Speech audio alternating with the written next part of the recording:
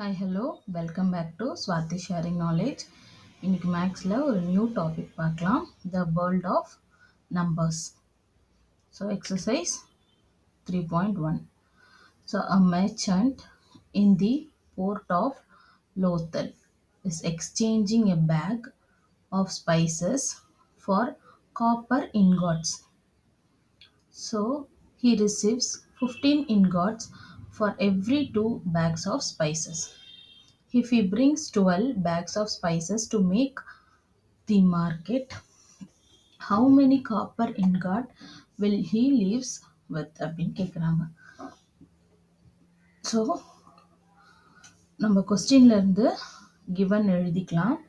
So given வந்து என்ன, for 2 bags of spices அவங்களுக்கு எவ்வளோ இன்காட்ஸ் வந்து கிடைக்குது, 15 இன்காட்ஸ். ஓகே, ஸோ இது வந்து ஃபார் 2 பேக்ஸ்க்கு. ஸோ அவங்க என்ன கேட்குறாங்கன்னா 12 பேக்ஸுக்கு எவ்வளோ இன்காட்ஸ் கிடைக்கும்னு சொல்லுங்கள் அப்படின்னு கேட்குறாங்க. ஸோ ஃபஸ்ட்டு நம்ம என்ன கண்டுபிடிக்கணும் அப்படின்னா 1 பேகுக்கு எவ்வளோ இன்காட்னு கண்டுபிடிக்கணும். ஓகேவா? அப்போது 1 பேக்னா என்னது, 2லேருந்து பாதி தான் என்னது, 1 பேக் ஆஃப் இன்காட்ஸ் அவங்களுக்கு கிடைக்கும். சரியா? ஸ்பைசஸ்க்கு இன்காட்ஸ் வந்து கிடைக்கும். இப்போ 15/2ன்னு போட்டுக்கலாம். ஸோ இதுதான் உங்களுடைய இன்காட்ஸ் ஃபார் 1 பேக். ஓகேவா? இது டெசிமலில் மாற்றணுன்னாலும் நீங்கள் டெசிமல்லையும் மாற்றிக்கலாம். ஸோ ஈவன் நம்பர் 12 பேக் தான் கொடுத்துருக்காங்க. ஸோ நம்ம அப்படியே கேன்சல் அவுட் பண்ணிக்கலாம், அதனால டெசிமலில் மாற்ற வேண்டாம். ஸோ இப்போது கண்டுபிடிக்கலாம் ஃபார் 12 பேக்ஸ் ஆஃப் இன்காட்ஸ். இப்போ 1 பேக்குக்கு எவ்வளோ, 15/2. ஸோ இன்ட்டு 12 கேன்சல் பண்ணிடலாம். 2 and 12 வந்து 6 டைம்ஸ் போகும். So 15 into 6, you will be getting 90. So for 12 bags of spices, ingots you get வந்து 90. So next question பார்க்கலாம். Second question, look at the sequence of number on one column of the Ishango number 11, 13, 17, 19. So இதான் உங்களுக்கு கொடுத்துருக்குற pattern. So what do these number have in common அப்படின்னு கேட்டிருக்காங்க. So இப்போ 11, 13, 17, so 19. So இவங்க நடுவில் இருக்கக்கூடிய காமனான விஷயம் என்னது அப்படின்றத கண்டுபிடிக்க சொல்லியிருக்காங்க. ஸோ இதுக்கப்புறம் 19க்கு அப்புறம் ஒரு 3 நம்பர்ஸ் விச் சூட்ஸ் தி பேட்டர்னை சூட் பண்ணுற மாதிரி நீங்கள் என்ன பண்ணுங்கள், அடுத்த நம்பரை சொல்லுங்கள் அப்படின்னு சொல்லி கேட்டிருக்கிறாங்க. So looking at this number நம்மளால என்ன ஐடென்டிஃபை பண்ண முடியுது அப்படின்னு பார்த்தீங்கன்னா, தீஸ் ஆர் த 11, 13, 17, 19 இவங்க எல்லாருமே என்னது, ப்ரைம் நம்பர். ஸோ ப்ரைம் நம்பர்னா என்னது அப்படின்னா அவங்களுக்கு ஒன்லி 2 ஃபேக்டர்ஸ் தான் இருப்பாங்க. Only 2 factors. அந்த ஃபேக்டர்ஸும் எப்படி இருப்பாங்க அப்படின்னா, இப்போ 11 எடுத்துக்கிட்டிங்கன்னா 11 வந்து 11 டேபிளில் மட்டும்தான் போகும். அப்போது 11ங்கிறது ஒரு ஃபேக்டராக இருக்கும்.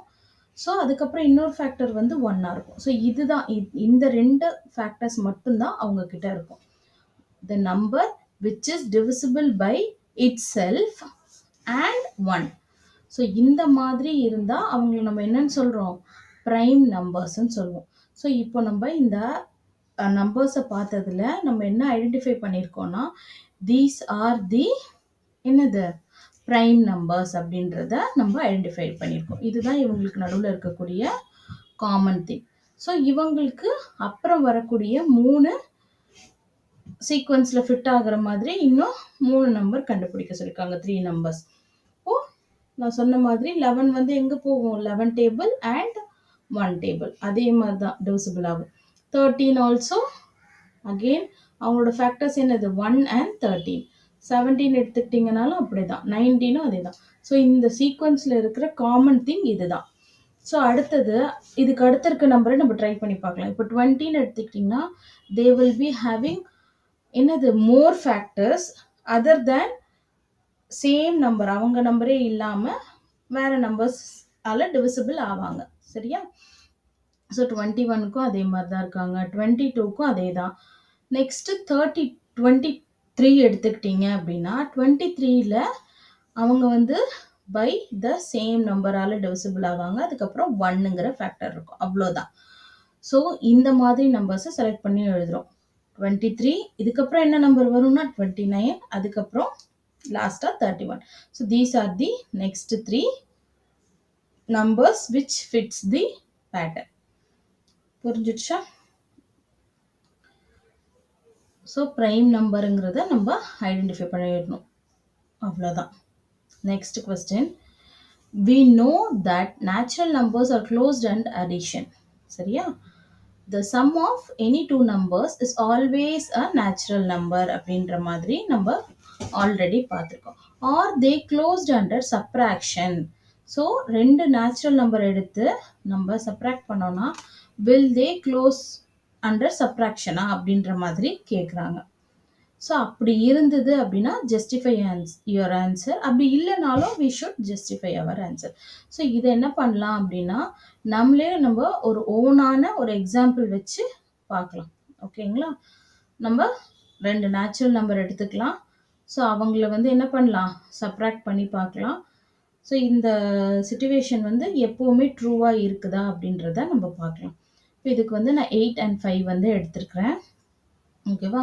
ஸோ 8 மைனஸ் 5 அப்படின்னு எடுத்து நேச்சுரல் நம்பர்னா என்னதுன்னு உங்களுக்கு தெரியும். நேச்சுரல் நம்பர்னா என்னது? 0வை தவிர அப்புறம் நெகட்டிவ் வேல்யூஸ் வராது. 1லேருந்து இன்ஃபினிட்டி வரைக்கும் யுவர் நேச்சுரல் நம்பர். ஓகேவா? புரிஞ்சுதா? So 8 minus 5 you will be getting positive value. அப்போது மைனஸ் பண்ணுறோம், சப்ராக்ட் பண்ணுறோம், நம்மளுக்கு என்ன கிடைக்குது? ஒரு நேச்சுரல் நம்பர் தான் கிடைக்குது. ஓகேவா? 8 மைனஸ் 5னா என்ன கிடைக்குது உங்களுக்கு? ஒரு நேச்சுரல் நம்பர் கிடைக்குது. ஓகே. இப்போ இதே நம்பரை நான் என்ன பண்ணுறேன்னா இன்டர்சேஞ்ச் பண்ணுறேன். 5 மைனஸ் 8ன்னு எடுக்கிறேன். அப்போ உங்களுக்கு இங்கே என்ன கிடைக்குது? எஸ், ரைட், நெகட்டிவ் வேல்யூஸ் வந்துருச்சு. நேச்சுரல் நம்பரில் நெகட்டிவ் வேல்யூஸ் இருக்குமா? நோ. அப்போது இது வந்து என்ன கிடையாது? Not a natural number. அப்போ என்ன ஆயிடுச்சு?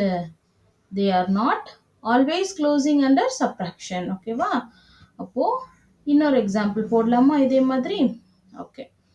3 7 எடுத்துக்கிறேன். 3 மைனஸ் 7, எஸ், ரைட், மைனஸ் 4 கிடைக்குது. ஸோ இங்கேயும் மைனஸ் 4ங்கிறது என்ன கிடையாது? நேச்சுரல் நம்பர் கிடையாது. ஓகேவா? ஸோ இப்போ நம்ம எடுத்துக்கிட்ட எக்ஸாம்பிள் படி நம்ம பார்த்தோம்னா ஸோ சப்ராக்ஷன் வந்து என்ன ஆக கிடையாது? க்ளோஸ்ட் அண்டர் சப்ராக்ஷன் கிடையாது. ஸோ நம்ம ஆன்சரை ஜஸ்டிஃபை பண்ணியாச்சு. So not closed under subtraction. So உங்களுக்கு இது புரிஞ்சிருக்கும்னு நினைக்கிறேன். நம்ம நெக்ஸ்ட் சம், 4th சம் போகலாம். Ancient India used the joint of their fingers to count a practice. Still since today, each finger has 3 joints and thumb is used to count them. How many can you count on one hand? How does there relate to and the ancient base 12 counting system அப்படின்னு சொல்லிட்டு கேட்குறாங்க. So இங்கே பார்த்தீங்கன்னா உங்களுக்கே புரியும். So என்னது அப்படின்னா உங்களுடைய தம் ஃபிங்கரை யூஸ் பண்ணி நீங்கள் என்ன பண்ண போகிறீங்க? உங்கள் ஃபிங்கர்ஸில் இருக்கக்கூடிய ஜாயிண்ட்ஸை 3 பார்ட்டிஷனாக பிரிக்க போகிறீங்க. ஸோ அங்கேருந்து நீங்கள் 1 2 3 அப்படின்னு சொல்லிட்டு டில் 12 வரைக்கும் கவுண்ட் பண்ண போகிறீங்க. So using your them fingers you will count your other fingers. ஓகேவா? ஸோ இப்படி தான் நீங்கள் கவுண்ட் பண்ணுவீங்க. கவுண்டிங் வந்து டில் 12. ஓகேவா? ஸோ அப்போது இங்கே நம்ம எப்படி ரிலேட் பண்ணலாம் அப்படின்னா so one handle we will be using 4 fingers. Okay. So them finger வந்து யூஸ் பண்ண போகிறதில்ல in sense we are going to use for counting. அவ்வளோதான். அதனால 4 fingers தான் யூஸ் பண்ண போகிறோம் as shown in the figure. So one ஃபிங்கரில் 3 joints இருக்கும். So one finger has 3 joints. அப்படி தானே பார்ட்டிஷன் பண்ணியிருந்தோம் அந்த ஃபிகரில். ஓகே. ஸோ இதை வந்து எப்படி கவுண்டிங் வந்து நம்ம சிஸ்டம் வந்து ஃபாலோ பண்ணுறோம் அப்படின்னா so 4 fingers into 3 joints. So 4 into 3 you will be getting 12. So புரிஞ்சுதா? ஸோ இதுதான் உங்களுடைய என்னது counting systems has been followed. சரியா? counting reaches up to 12 on one hand, it naturally lead to a base of 12. புரியுதா? என்னதுன்னா இது வந்து 12 வரைக்கும் இருக்கு. ஸோ நீங்க கவுண்ட் பண்றது வந்து ஒரு 4 ஃபிங்கர்ஸ் அண்ட் 3 ஜாயிண்ட்ஸு. ஸோ இவங்கள வந்து நீங்க கவுண்ட் பண்றப்போ எங்க போய் ரீச் ஆகுறாங்க 12ல. ஸோ பேசிக்காவே அவங்களோட பேஸ் வந்து என்னவா ஆயிடுது?